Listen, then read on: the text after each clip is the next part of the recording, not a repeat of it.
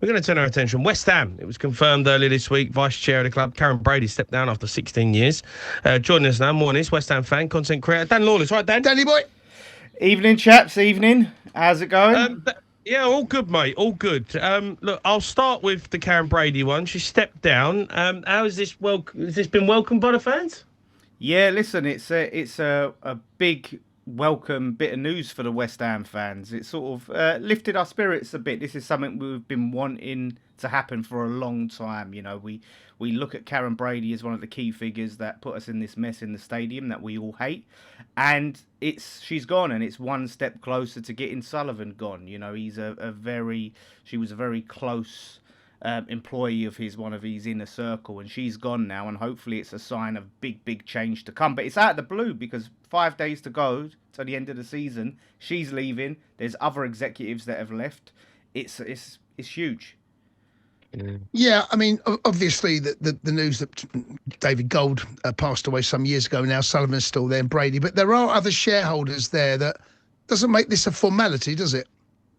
No, I mean we've got Daniel Kretinsky there, who's been a big investor and a sort of silent investor, and we don't really know what his true motivations are. There's rumours that her last act was facilitating the sale of the Gold shares to Daniel Kretinsky. The club are trying to deny that, but there's no smoke without fire. Right? We're all waiting to see what he's going to do now. If we're waiting to see the end of the season, what league we're going to be in, and if this leads to a full takeover or a sale of all the shareholders that are there, and hopefully a new owner coming in. So we're going to have to wait until the end of the season, but hopefully it's good news and a new turning point for West Ham. Yeah, I mean, look, talking about relegation, obviously you're against my mob. It does feel like it's a bit of a shootout between the pair of us. How are you feeling about it right now? Because, you know, I thought it was a missed opportunity against Palace. Maybe I think they were there for the taking, but you didn't. But you've had some decent results. Yeah, like in isolation, that's a good point away from home. However, like you said, to me it was a massive missed opportunity to go 4 points clear of Spurs. Really, just dent your hopes, and we didn't take it. We were flat in attack, but overall, form-wise, we're looking really good. You know, it's another clean sheet for us. Our defence, which is the reason we were in this mess, is how bad our defence was. Now it's probably the best part of our team now. So that gives me some confidence as well. The midfield's looking sharp. It's just the attack and the likes of Bowen stepping up. We've relied on him for goals in the past, and we needed him that day, and he was a bit flat. But overall, between the two of us, I'm more optimistic about us staying up than Spurs, for sure. Do you know what, though? I agree with Joe. I think that was an opportunity missed. Crystal Palace had played midweek football. I felt they were there for the taking. I just felt that Nuno was a little bit too happy to not get beaten in that. And I know when you're this stage of the season, I know a point is always valuable, but I just feel that was a moment where with 25, half hour to go, maybe just have a little bit more of a, you know, to go on. And I'm not saying cement Premier League status, that be putting it too far, but just to really put you in a great position. I think you've left the door open for Spurs on that occasion. We have, look, it's still in our hands, but there's a point where Nuno is going to have to be brave. He's going to have to be a point where he goes, right, do you know what, we're going to have to go for it now. 1 point is the same as no points. We need to get the 3. We need to win. And now, that Everton game is even bigger. Look, it's not a foregone conclusion that Wolves lose to Spurs, and it's not a foregone conclusion that if Spurs win, they go on and win and win and win, which I think what some people feel like they're just waiting for that one win. But the fact they haven't won all year, to believe that one win is going to turn Spurs' fortunes around and they're going to go and win again is ambitious. But for us, don't give them a chance. It's in our hands. Only we can put it in Spurs' hands. So that Everton game is monumental, and I don't want to hear like they're a tough side and they're better than us. We have to win. Good team, Everton, mate. Good side. Yeah. Playing well this season, Dan. Yeah, they are. I feel like I know where you're going with this. It's a tough game, mate. They're chasing Champions League. Yeah, they are. They are champs. Listen, but at the same time, Jared Braithwaite, he's got injured. And so that's a big loss for them, and I think they've got a few other players there. But for us, I'm hoping Moyes, the occasion gets to him returning to the club, and maybe he's still got a bit of a soft spot for us. They've got a big say in this relegation battle. They've got to play us and you. Definitely ain't got a soft spot for you, let me tell you. No chance. We give him his Get only what ever you wish for. trophy. We give him his only ever trophy. He gave you yours as well, by the way, the European trophy. Yeah, that's it. And so for us, listen, he can play a big part. If he loses to us and beats Spurs, I will build him the trophy, the statue Dan, myself. What teams have you got left? So you've got 5 games left, right? Yeah, Who are they? We've got Everton. We've Yeah. got Brentford away. We got Yeah. Arsenal at home. Yeah. Newcastle away and Leeds at home. Last game of the season. 0 points. 0 points. That's what your hope is. You ain't beating Arsenal. You ain't beating Newcastle away. Why? They're rubbish Yeah, at the mate. moment. Yeah, I can't see West Ham going there and getting anything. I can't. I'll be honest. And then the last game of the season is Leeds. Leeds, yeah. They might be on a bit of a party, so it might go down to that. Yeah. That might be the game you need to win.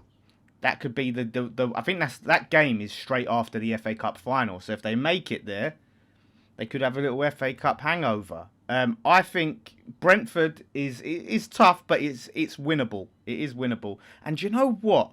Arsenal, in these run-ups to them when they've been chasing the league, we've got results against them in the past. I wouldn't be surprised. I wouldn't bank on it, but I wouldn't be surprised if we did get something there. But Newcastle, I look at that. They're terrible. If you look at the form table, we're like, probably top 10 in the form table. They're at the bottom. Like Spurs are 20th in the form table, but Newcastle are right down there. They are horrendous at the moment. So it is a big chance. And Spurs, you look at your fixtures. I know you've got Everton at home, right? After Wolves, I think you've got Everton at home, Leeds. It's coming Saturday. Both kick off at 3:00. The fact that you're at home. If we don't beat Wolves at the weekend, we're gone. Yeah. Well, depends what happens. No, we are. But We're gone. West Ham. We're gone, mate. You can't. We need 3 points, mate. You can't take 3 points. Even if we lose and Spurs lose to Wolves, the gap is still 2 points. However, like you said, psychologically, the idea that game, if Spurs can't win that game, where is the belief that they can win any game? Deserve to go down. Yeah, we can't stay up thinking you can't beat Wolves. Do you think Nottingham Forest is still amongst it because they've got a tough run in? Yeah, I think after this week, right now we're feeling like they're out of it, right? Because they're 5 points clear. However, if they was to lose and Spurs and West Ham win, they're only 2 points off the drop then. So it just changes completely. There's a belief that they can get enough points to stay up in their fixtures, but the viewpoint changes from being 5 points clear to 2 points clear. So for them, they've got to try and just keep picking up points here and there because they could get dragged into it. But it's hard to see Spurs picking up enough points. You guys all both know they play Friday against Sunderland away. You'll both know if they're still in it. Yeah. And if they win that, it's over for them. I think so. I think if they go to Sunderland and win, I think that's them home and hosed. Yeah. And apart from Spurs, isn't it, Dan, really? Yeah, it's mental that we're having these conversations, West Ham and Spurs. I know West Ham have been down before, but you've been a football club in the Premier League for a while now. European football, won a European trophy, and then Spurs won the Europa League last season, and we're sat here talking about going into the Championship. Like it's unbelievable. I remember being on this show with you guys and speaking about us in Europe and can we win it? Can we win the Conference League? And you're bantering me about the Conference League and what sort of trophy that is. And now, like you said, we're competing to stay in this league. Football can change so quickly, and obviously I'm hoping it's you lot because it would be devastating for Spurs. It would be absolutely devastating, and we would rejoice. So. I think it's a tall order for. I think there's a belief in De Zerbi. I've heard that Udogie's injured as well now. And so I wouldn't put it past Spurs to pick up more injuries between now and the end of the season. We've got. That's that problem, mate. I mean, the reason we're here, the reason we're here, really and truthfully, the injuries have absolutely buried us this season. We ain't got a winger. Kulusevski. Odebear. Yeah. We sold Johnson. Yeah, sold Johnson. Yeah, but come on. Jim, you'd be right. I know. When you if they should have went out in January and signed a winger. I can't believe. Oh, don't start, mate. What for me? I didn't. Don't start. But our injury crisis has been ridiculous this season. But we still should have had enough in the team to stay up. But I mean, seriously, like, it is an absolute joke. That's what when I look at the two teams and I compare West Ham to Spurs, and I think, do you know what? Our defence is solid. We're picking up clean sheets. Midfield's looking good. We've got Somerville, who's a threat. You know, we're more balanced. We've got wingers. We've got a solid mid. I think we're just so much more primed to stay in this league than Spurs. And like you said, the form is everything for us. You know, so I can't. I think it's a step too far for Spurs, I think, to go and beat. And now, yeah, so you're a West Ham fan, mate. Let's see, mate. 5 games to go. Let's see who's got the minerals.